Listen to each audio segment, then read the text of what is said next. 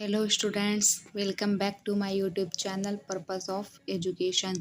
तो स्टूडेंट्स, यहाँ आपके सामने आपके कक्षा 9 विषय गणित के प्रश्नावली 1I का आखिरी प्रश्न 18 नंबर का जो प्रश्न दिया है, करड़ी में 3 प्लस करड़ी में 2 बटे करड़ी में 3 माइनस करड़ी में 2 माइनस करड़ी में 5 प्लस करड़ी में 3 बटे 4 प्लस करड़ी में 15 का मान बताओ। दो पद दिए हुए हैं, एक ये दोनों पदों को हल करके मान ज्ञात करना है। तो ये आपका प्रश्नावली 1I का आखिरी प्रश्न है। दोनों का हर कड़ी में दिया है, तो इसमें भी हर का परिमीकरण करना है। फिर जो मान निकालना है, फिर जो मान आएंगे 2 समीकरण बनेंगे, फिर दोनों समीकरणों को घटा देना है समीकरण 1 में से समीकरण 2 को, क्योंकि यहाँ ऋण का चिन्ह लगा है। तो पहले क्या करेंगे, हम लोग हल करेंगे जब प्रथम पद को लेंगे। प्रथम पद आपका दिया है करड़ी में 3 प्लस करड़ी में 2 बटे करड़ी में 3 माइनस करड़ी में 2। परिमीकरण करेंगे, करड़ी में 3 प्लस करड़ी में 2 से ऊपर नीचे गुणा कर देंगे। परिमीकरण रैशनलाइज, तो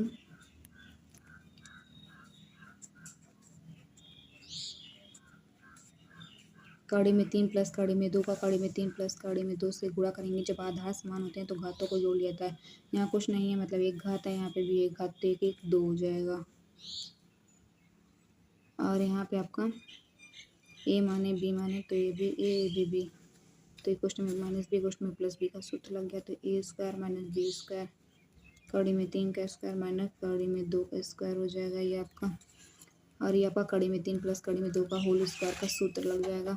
तो कड़ी में 3 प्लस कड़ी में 2 का होल स्क्वायर मतलब प्लस बी के होल स्क्वायर पे आपका टूट जाएगा। तो ए स्क्वायर मतलब कड़ी में 3 का स्क्वायर प्लस कड़ी में 2 का स्क्वायर प्लस क्या हो जाता है 2ab।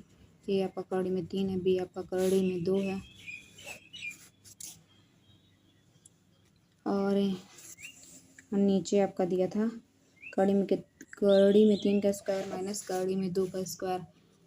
तो कड़ी में 3 का स्क्वायर करेंगे, कड़ी हट जाएगी, फिर कड़ी में 2 का स्क्वायर करेंगे, कड़ी हट जाएगी, फिर ऐसे ही यहाँ पे भी कड़ी हट जाएगी, यहाँ पे भी कड़ी हट जाएगी, प्लस 2 कड़ी में 3 का कड़ी में 2 से करेंगे तो 3 दूनी 6 हो जाएगा, 3 में से 2 जाएगा, 1 बचेगा। तो आपका जाएगा 5 प्लस 2 कड़ी में 6। ये आपका हो जाएगा समीकरण नंबर 1। ऐसे ही आपका द्वितीय पद जो दिया है,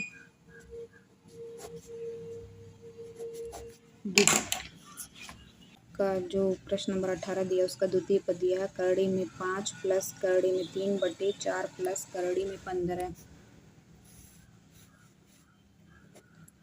करड़ी में 5 प्लस करड़ी में 3 बटे 4 प्लस करड़ी में 15, यही दिया आपका।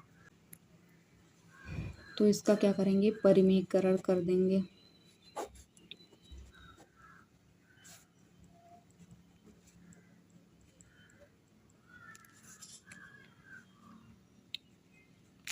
परिमेयकरण करने पर तो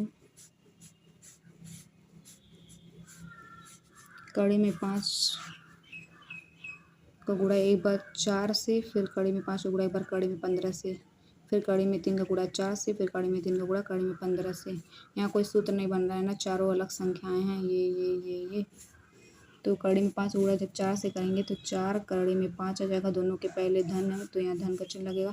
अब यहाँ कड़ी में 5 प्लस में है, कड़ी में 15 माइनस में है आपका, तो प्लस माइनस माइनस होता है, जब प्लस माइनस से गुणा होता है माइनस हो जाता है। कड़ी में 5 और कड़ी में 15 से गुणा होगा तो कड़ी में 15 25 75 हो जाएगा। फिर कड़ी में 3 का गुणा 4 से करेंगे तो 4 कड़ी में 3 आ जाएगा आपका। फिर प्लस माइनस माइनस कड़ी में 3 का गुणा 15 से करेंगे तो 15 3 45 हो जाएगा, बटे यहाँ ए माने बी माने, तो ये भी A B plus B minus B के गुणे का सूत्र A square minus B square हो जाएगा।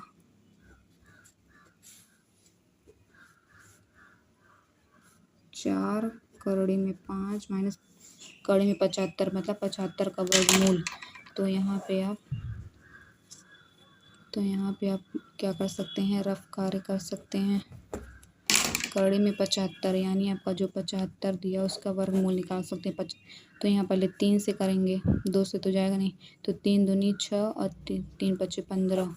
फिर यहाँ 5 से 5 पच्चे 25, 5 करने 5, तो 3 गुणे 5 आया, 5 का जोड़ा लग जाएगा, 5 एक बार लिखाएगा, 3 का जोड़ा नहीं लगा तो 5 करड़ी में 3। जो वर्गमूल आया 75 का 5 करड़ी में 3 प्लस 4 करड़ी में 3 माइनस 45 का वर्गमूल। तो 45 का जो वर्गमूल निकालेंगे तो 3 से करेंगे, 3 कम 3, 3 पच्चे 15, फिर 3 पच्चे 15, 5 कम 5, तो आपका आया 3 गुणे 5, 3 का जोड़ा लग गया, 3 निकल जाएगा बाहर, 5 का जोड़ा नहीं लगा, 3 5 कड़ी में आ जाएगा 45 का वर्गमूल, 3 कड़ी में 5 आ जाएगा। 4 का स्क्वायर करेंगे 16 माइनस कड़ी में 15 का स्क्वायर करेंगे, कड़ी हट जाएगी 15। तो 4 करड़ी में 5 में से 3 करड़ी में 5 जाएगा, तो आपका 1 करड़ी में 5 आ जाएगा। माइनस प्लस माइनस 5 करड़ी में 3 में से 4 करड़ी में 3 जाएगा, तो 1 करड़ी में 3 बचेगा। 16 में से 15 जाएगा तो आपका 1 बचेगा। तो ऐसे लिख सकते हैं, करड़ी में 5 माइनस करड़ी में 3, ये आपका हो जाएगा समीकरण नंबर 2। तो क्या करेंगे, समीकरण 1 और 2 दोनों को घटाने पर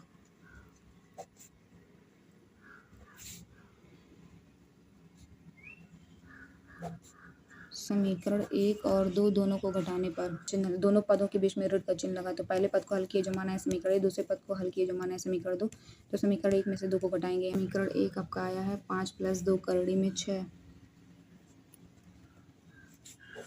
समीकरण 2 आया है करड़ी में 5 माइनस करड़ी में 3, घटा देंगे तो 5 प्लस 2 करड़ी में 6 माइनस का गुणा करड़ी में 5 से करेंगे तो माइनस कड़ी में 5 हो जाएगा, अब कड़ी में 3 माइनस में था, माइनस माइनस आपका कड़ी में 3 प्लस में आ जाएगा।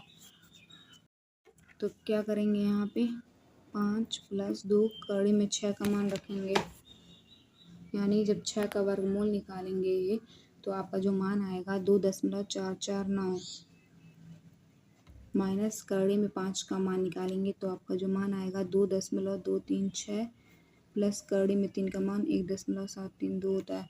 और आप लोग यहाँ पे लिख सकते हैं कड़ी में 6 का मान,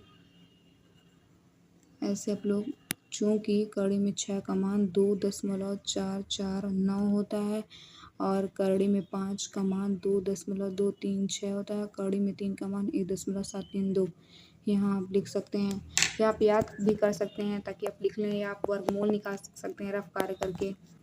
तब क्या करेंगे, 5 प्लस 2.449 में 2 से जब गुणा करेंगे, 2 9 18 को 8 हंसला 1, 2 चौका 8 1 9, 2 चौका 8 2 दूनी 4, तो आपका इतना आ जाएगा माइनस 2.236 प्लस 1.732। तो 5 प्लस 4.898 में 1.732 को जोड़ेंगे तो क्या होगा, 8 2 10 को 0, हासिल आ जाएगा 1, 9 3 12 और 1 हासिल, 13 को 3 हासिल आएगा 1, 8 7 15, 1 16 को 6 हासिल आए 1, 4 1 5, 1 हासिल 6 और 3 अंक के बाद दशमलव, तो 6.630 हो जाएगा और ये माइनस 2.236 उतर जाएगा।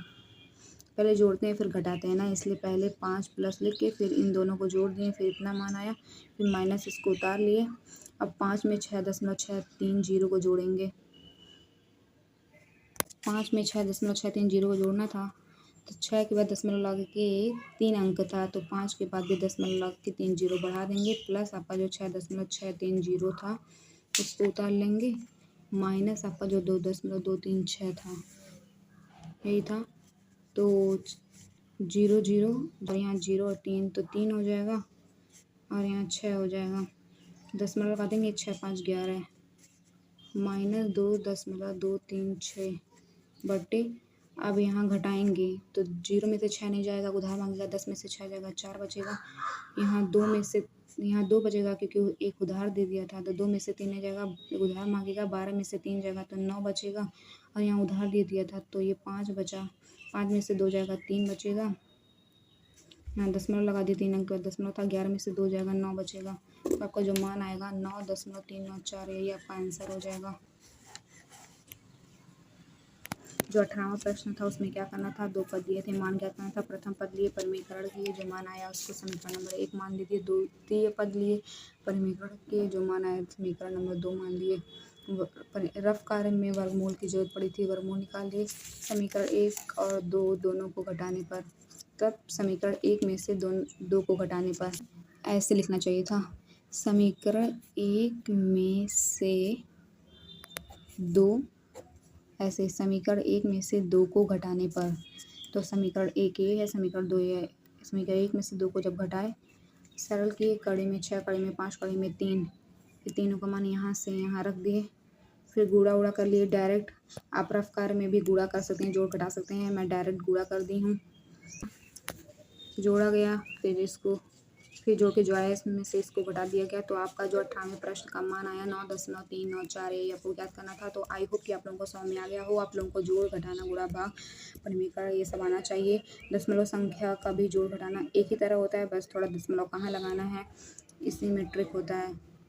तो आई होप कि आप लोगों को मेरा पढ़ाया हुआ समझ में आ गया हो। तो अगर आपको मेरा वीडियो अच्छा लगा हो तो लाइक कीजिएगा, चैनल को सब्सक्राइब कीजिएगा और अपने दोस्तों के साथ शेयर भी कीजिएगा। और अगर आप लोगों को कोई डाउट हो, कहीं पे न समझ में आया हो, तो भी आप कमेंट करके पूछ सकते हैं। Thanks for watching.